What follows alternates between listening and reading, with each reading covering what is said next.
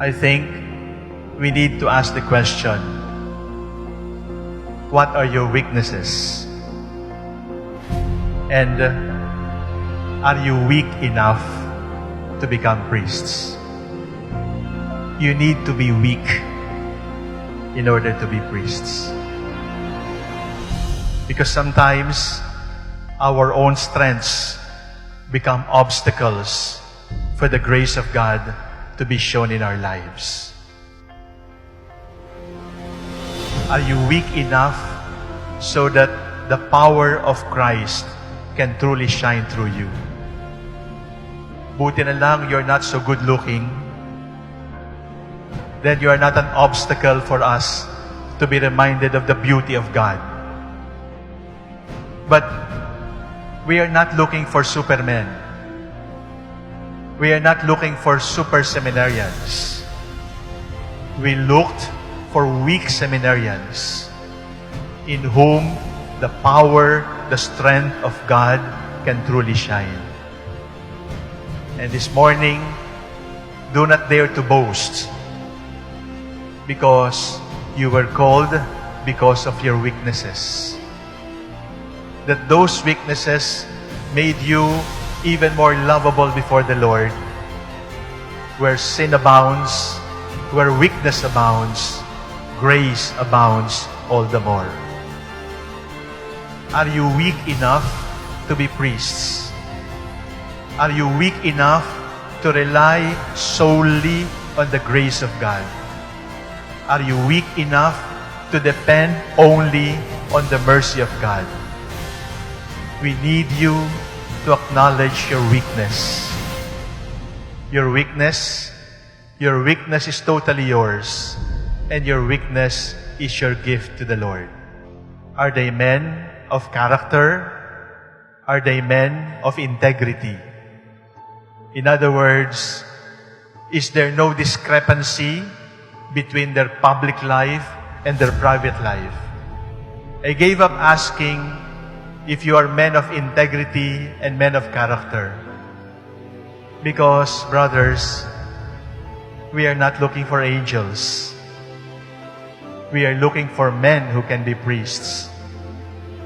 And therefore, my second question to ask is he broken enough to be a priest? Because if there is not enough brokenness, there is not enough participation in the passion, in the dying of the Lord. And seminary formation is an exercise, is a formation in breaking and breaking and breaking until you are crushed. And when you are crushed, God will put you back, this time into a beautiful mosaic, so that you can become life givers for others. Be careful with the breaking of the bread, because you're breaking the body of the Lord. And if you break the body of the Lord, you also promise the Lord, Lord, break me. I give you permission to break my body. Brothers, I need to warn you, sometimes that breaking of your heart can come from me. I might hurt you. Or from your brother priests. They might hurt you. But when you are hurt by your brothers, when you are hurt by your archbishop, consider it as a breaking, so that you may be finer and finer, so that more and more you can become life givers. There is no holiness without a willingness to be broken like the body of the Lord. If they gossip about you, if they ignore you, if they take you for granted, if they calumniate you, whisper a prayer of thanksgiving, because when they break you, you share in the breaking of the body of the Lord. In the past 1 year, 3 priests have been shot, and bishops have been ordered to be killed and shot. You are now priests of a hypocritical church, and according to them, 90% homosexuals. And then the question was asked, are they brave enough to hurdle the storm?